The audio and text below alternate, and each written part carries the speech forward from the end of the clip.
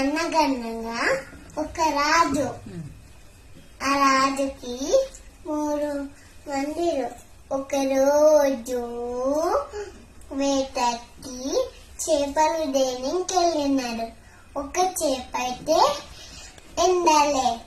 రాజకుమారు వచ్చి ఆ ఫిష్తోని ఇట్లా అన్నారు, చేప చేప నువ్వెందుకు ఎండలే? గది ముగ్గు దగ్గరకు వచ్చింది. గది ముగ్గు అవన్నకు మీ ఎమ్మెయ్యలే. అవ్వ దగ్గరికి వెళ్ళినారు. అవ్వ నువ్వు పిల్లవారికి ఎందుకు అన్నం పెడతలే? పిల్లవారు ఏడుస్తున్నారు. అప్పుడు రాజకుమారు పిల్లవారి దగ్గరికి వెళ్ళినారు. పిల్లవారు నువ్వెందుకు ఏడుస్తున్నావు? నేను చీమ కుట్టింది, అందుకోసమే ఏడుస్తున్నా. రాజకుమారు చీమ దగ్గరికి వెళ్ళినారు. చీమ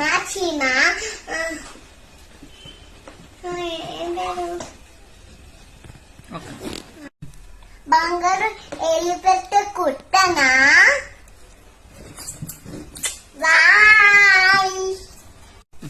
Follow for more stories.